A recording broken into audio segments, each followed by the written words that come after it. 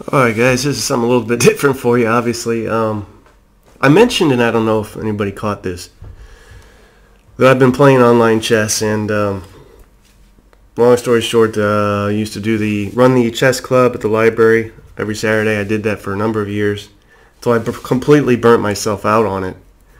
But a friend of mine had been playing online, and I've used chess.com before, but I always played against the computer.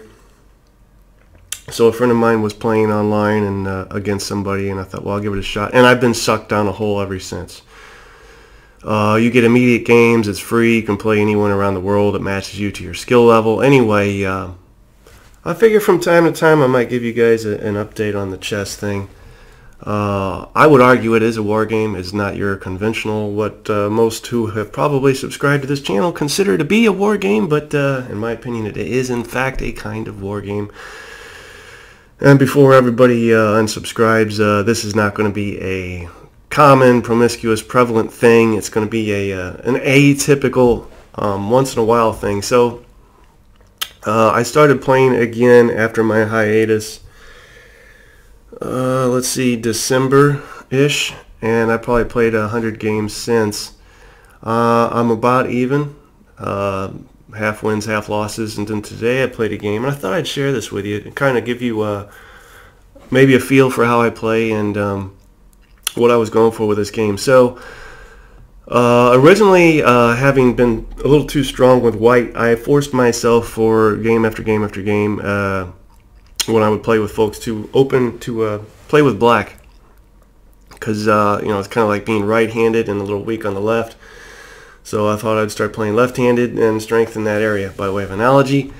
And this is what happens. Let's see, white opens, and this is Will White from Britain, who has a skill level of 1037. I don't know what the hell that means. I guess that's mediocre-ish, probably a little less. Same with me. I'm probably beginner / mediocre-ish. But and I've seen some of the top players on here have what, like 2,000 scores.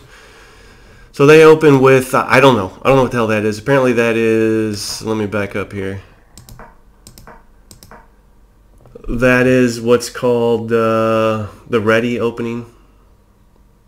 I don't study openings, and I would stand by the crazy, insane, at least what Bobby Fischer became crazy, insane later on in life.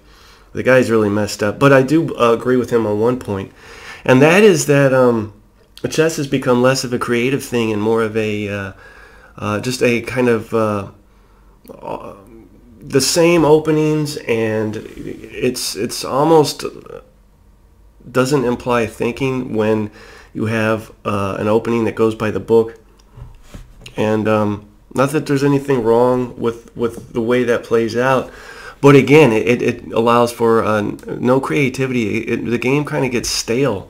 A decade after decade after decade of just the same book openings, which is what this is. That book implies that this is a book opening and relates to a specific chess opening. And there's a whole book called MCO. I don't know what volume it's up to now.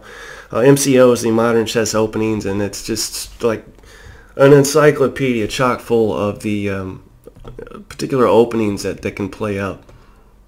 So he opens with what is called a ready opening. I don't know what the hell that means. And then I counter with Queen's Pawn to D5. And he pulls out another knight here, or as a guy I used to play with at the library would call it a horse. You got to pull your horse out. So that's what he does. And then to counter that, I pull up my pawn a little bit further. Now, I pride myself in being probably a little too bold, a little too courageous. I try to, I guess, it's just the way I play, honestly. Over the years, it's what it's become. I think many would consider it bold, again. But as it turns out, I think a lot of times people, they don't expect it, so it kind of throws them off a little bit. Like so for instance, the computer suggesting that I pull that knight out, instead I pulled the pawn up a little bit more. And you could add, well, the knight would take him. No, well, he could, but then the queen would take the knight. So he's not going to do that. And then he pulls his knight over here to get out of the way so I don't take him with the pawn. That's fine. I pull another pawn up, and the computer doesn't know what the hell I'm doing here. What was I doing here? I don't know that I have a rationale behind what I did. I'm not sure what I got going on there. Couldn't tell you what was going through my head. He pulls another pawn up here. And then I pull what I probably should have done. Oh, okay, so I know what I did. I wanted to pull this pawn up here originally, but he would have just taken it with the knight. So I had to protect him. So I pulled this guy up in order to proceed with protection after then pulling up this pawn here. And then pulls his queen out, which the computer, again, is like, what the hell are you doing? And, you know, the computer, it sees things a certain way. It doesn't necessarily mean that what you're doing is wrong. It's just not what the computer, what a typical chess player would do. He's recommending he pull this pawn up here to counter my pawn here and continue the fight for the center. This doesn't necessarily allow for a fight for the center, and that's pretty much the basis of at least the opening, if not arguably the entire game, is control over the center of the board.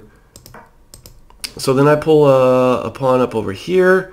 The reasoning behind that is, and of course it wants me to pull this pawn up, but I pull this pawn up. Why would I do that? Because I want to pull this bishop out and threaten the queen. See what I like to see what how they respond to that. He can't just leave because then it puts the king in check. So would he possibly? Well, since I have this pawn up, I'll show you here. He pulls another pawn up. Big deal. No big. You know, I could care less. And then I pull another pawn up, and he pulls that up. And what the hell are you doing? The computer says, "What do I do here? I'm going to take that." It's another thing I like to do. Exchanges, just a basic exchange. I initiate them. I compliment the offer. That's usually how I roll. So I'm going to take that pawn, and the computer says, "Hey, that's fine." He pulls pawn forward. And now I've kind of messed myself up because I didn't think he would do that. Again, I want to pull that bishop up here so I can threaten the queen here, and just to kind of see what he does, get a feel for where he's at in his style of play. So I pull the bishop up here to possibly take this pawn in the meantime, or pull the rook up and take that pawn. And there's not a lot he can do because he only has this rook here protecting that pawn. Pulls that pawn up. I take, in fact, the pawn as I had already said I might do. And of course the computer's like, why the hell would you do that? What do you think he's going to do? Is he going to come down and take this? He'd be stupid if he doesn't, because I'm going to take him, and he has to see that. So he comes down, takes it, then I take him with my bishop. That's fine. The computer agrees. He takes with that pawn, and looking back on this, would I take with the queen? No, I can't take with the queen because he would take that with the knight. So then I'm going to take that with the pawn, and the pawn's protected by the queen. So that's probably what that's what I do. Then he pulls a bishop out here to threaten his pawn, which is kind of an, I don't know if that's a decent move or not. The computer thinks it's not. But anyway, he has a bishop threatening rather this pawn, as well as a knight threatening this pawn. The only thing I have protecting this pawn is this queen. There's better uses for a queen than protecting a pawn, so I'm kind of screwed there. Pull the knight up to protect the pawn, and that kind of takes the pressure off the queen to do so. He pulls the queen back, not sure what he's thinking there. I pull the pawn up,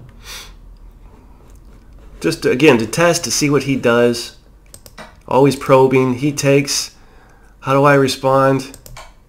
I put the king in check. Now he could take that bishop, but because I just put him in check, he can't. And again, this is how do you deal with this? I'm learning about the player by putting him in particular situations and learning how he responds, which will allow me to adjust my play accordingly. He pulls the king up, and the computer's like, what in the hell are you doing? Maybe he should have, and this is what's recommended, put this knight to block. He did not do that. And again, this is a player that is a little bit listed as a little bit better skill level than me. I pull the bishop back here, and what was my reasoning behind that? Looking back on it, I'm not entirely certain here what I'm thinking. He pulls a pawn up, and again the computer's like, what the hell are you doing? When he could have put the queen here. I pull a knight out because I want a castle. I've waited long enough to castle. You want to pretty much castle as quick as you can. The longer you wait, the more you put yourself at risk. Also, it allows you to get your pieces out. You know, the piece doesn't do you any good sitting here. Computer would have rather I pulled my pawn up and threatened that knight, but I disagree. He pulls another pawn up. The computer says, hey, that's fine. I castle. He pulls the rook up. Don't know what he's got going on there. And then I pull my knight here. So my reasoning here was I wanted to put... I probably wasn't paying the best attention. Let's see, what was I going to do? I think I wanted to go here with the knight after that. The knight would have been protected by this bishop. I could have threatened simultaneously the queen and the king, but again, it'd be a moot point because he could, I'd have put him in check. But then he could have just taken my knight, and then I would have taken his bishop. He pulls a pawn up again. I don't know what he's trying to develop on this side. I don't know what he's got going on here. And then I just happened to see at the last moment instead of going here. And one of the tenets in chess is if you see a good move, look for a better move. This was a better move I saw at the last moment. I wanted to, well, this is a fork. It's a classic fork. I'm threatening two pieces at once. I'm threatening the king, which I have in check, and I'm threatening this knight. Or I'm sorry, this rook here. So obviously he has to get the king out of the way, and then I take the rook. However, that's game. Why?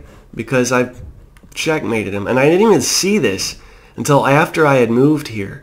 He can't block it with anything. The king can't move back because then he puts himself in check with the bishop here. The same with this square here.